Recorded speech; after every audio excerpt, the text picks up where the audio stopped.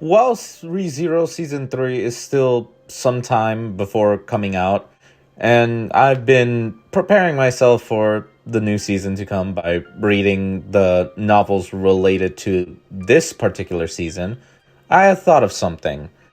Rem isn't going to be involved or, well, a heavy player at all, since, well, she's still in her beauty sleep state.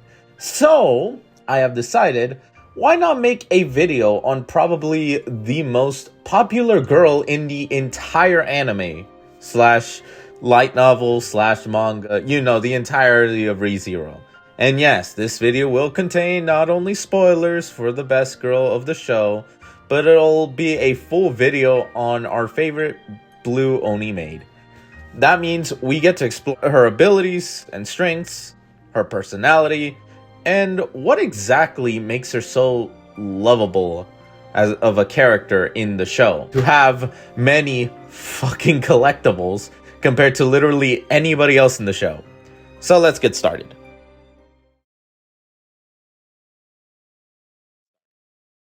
For this, we have a few phases we should go over.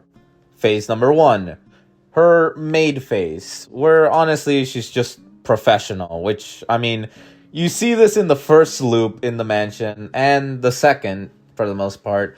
As one of the most important maids that does 90% of the work, she demonstrates an extraordinary commitment to her duties, going above and beyond to ensure that everything goes smoothly in the Roswell mansion, which has been mentioned by Frederica that she does go overboard. But that's her hard-working phase, the first phase. Her second phase, which by any means avoid, is her kill phase. Like, shown in the third loop of the mansion, or when she encounters any witch cultist, she goes on a fucking murder spree.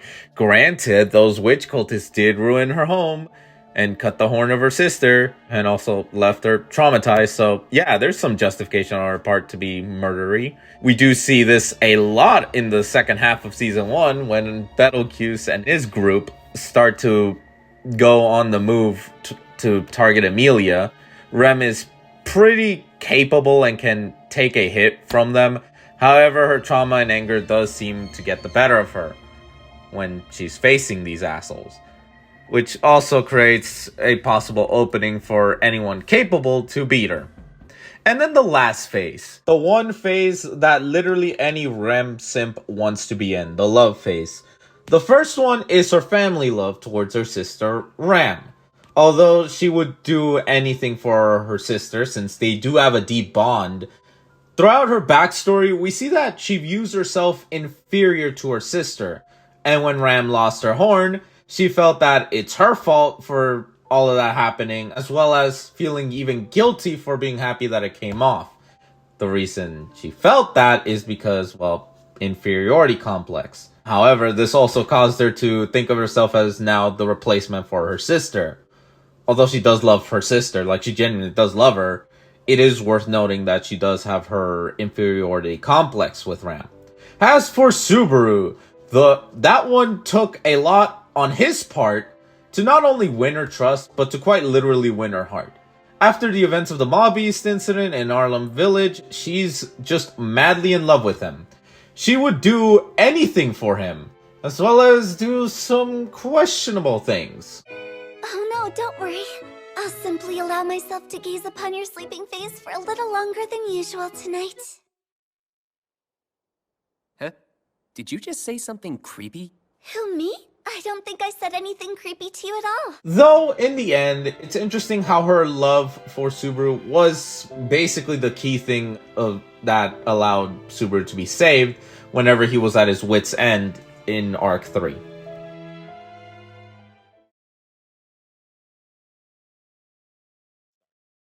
For her history, we would need to explain something.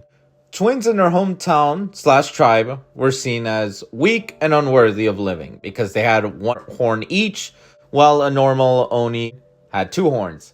Had it not been for Ram's inherited magical potential, they would both be dead per the village tradition. Now, Ram's potential as the Oni god had left Ram to be overshadowed by her. this would leave Rem in a position where at first she felt inferior and unworthy. It is worth noting, however, that Rem's sisterly love helped her be able to slightly overcome this, only for the witch cult to quite literally traumatize her after they had made progress. This event with Rem losing her horn had put Rem in a state where she feels like she's nothing more than her sister's replacement. After the village had been attacked and Roswell came in to save the two, she became a maid to help pay back the generosity bestowed upon them. And even then, that was after extensive maid training with the other maid and butler of the Mather's family. This all happened when Rem and Rem were young girls, with the eventual meeting with Natsuki Subaru being when they were 17. For the whole mansion arc, Rem was both a temporary ally and a minor antagonist, swapping back and forth between the roles, depending on what the hell Subaru does in the specific loop we're in. For the most part, it was due to Subaru having that witch's scent on him, making it incredibly hard each time to befriend her. Smelling that scent gave her the idea that he was a witch cultist. And as we know, she absolutely fucking hates witch cultists. Also, each time Subaru looped, that scent only got stronger, which end of itself was a major problem. Once the whole subplot of the village kids being kidnapped and taken to the forest happened, Ram assigned Rem to team up with Subaru to help them. It was through Subaru's actions that had her wanting to save him when he was cursed by multiple of those little fuckers. These events also had her with her Oni horn out, causing her to be in a feral state until Subaru managed to knock that form out of her by hitting, well, said horn. After these events of Arc 2, Arc 3 had her join Subaru, Amelia, and Roswell to the capital for the royal selection business. She didn't have much to do in terms of the first 2 episodes related to the third arc. However, she was told to keep an eye on Subaru. When he wanted to go out and help Amelia, she allowed him to, which caused the events that transpired. After that whole mess, Rem was tasked to stay with Subaru, though she wanted to stay with him as well, while he recovered, which led them to learn throughout the course of the first 2 loops that the witch cult is involved and they're targeting Amelia. Eventually, all the failed loops culminating in Subaru basically giving up, not wanting to do anything anymore because he just can't. Especially when in the previous loop, Rem quite literally sacrificed herself and disappeared from everyone's memories but Subaru's.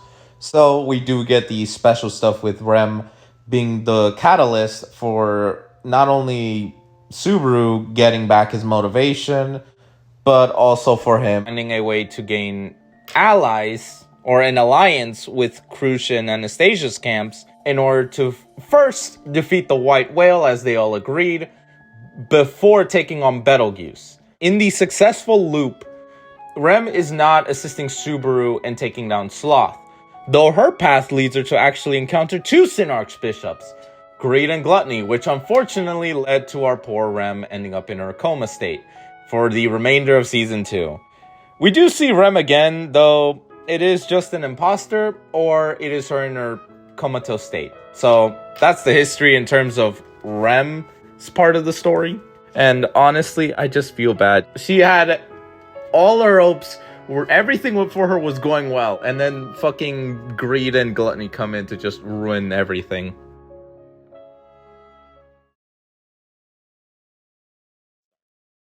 Her abilities are quite interesting. She's pretty strong considering how she can use her Morning Star, and the amount of damage she can take in battle tends to be on the ridiculous side.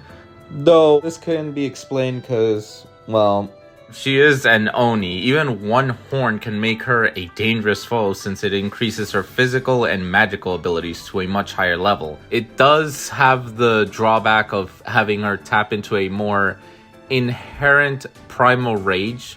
To put it into easy terms, she gets super strong with the horn, but she starts losing her mind as time goes on. Her magical element affinity is water magic, which gives her the ability to heal people and use of an ability called Huma, a projectile water-based attack. And lastly, she and her twin sister can use Synesthesia, meaning they can share feelings through telepathy.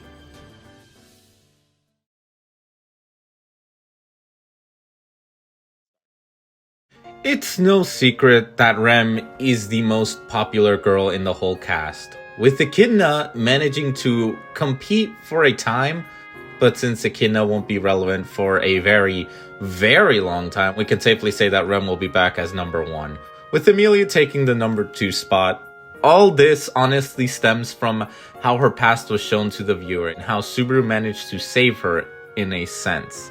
At first, most would hate her since she kills Subaru, tortures him, and basically makes him have PTSD, despite how he really had nothing but positive feelings towards her and the other residents of the mansion.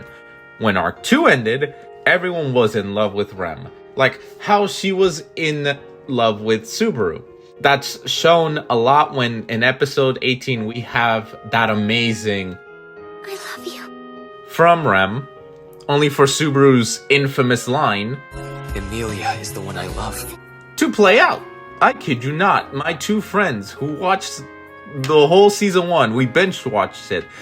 When that episode appeared for the first time, they hated Subaru with such a passion that they basically wanted him dead no matter what. It is hilarious. So it's no secret that everyone would be heartbroken when the best girl was put into a coma by Sin Archbishop of Gluttony, the bastard. That sort of caused the fan base to implode, since season 2 was an Amelia season. And yet somehow Echidna ended up being simped more than her. All because the fanboys, well, have their reasons. Well, it doesn't matter on Rem's current state in the anime. So long as she appears, the large number of Rem stans will cheer, though they would probably be more happy if she woke up from her coma. As we can see here, Rem's a lot more than just the girl that loves Subaru. She has her own things going on. It just so happens that she tends to get involved with Subaru stuff, as well as the fact that Subaru is the main character of the show, so, you know, we're gonna see a lot more of him compared to, like, everyone else. Now, I think she got done a bit dirty by the author in terms of being knocked out of the story. However, it did allow us to see something interesting about Subaru, the inability of going back and saving someone in a sense. But that's more of a Subaru thing. For Rem, she is best girl. I mean, it's hard to pick between her and Amelia. That I'm not gonna make a definitive which of the two is the best girl, but I will say this. Most will say she's best girl. I may not deny it because, I mean, she is very lovable. If you're, well, Subaru or Ram, maybe Roswell. And if you're a witch cultist, well, good luck with that. But let's go with this. Rem will have a very big role when she wakes up, because that will be the moment where Subaru completes his new big quest of getting Rem to wake up again. And when that happens, I can guarantee you the entire fan base is going to cheer like they've never done before.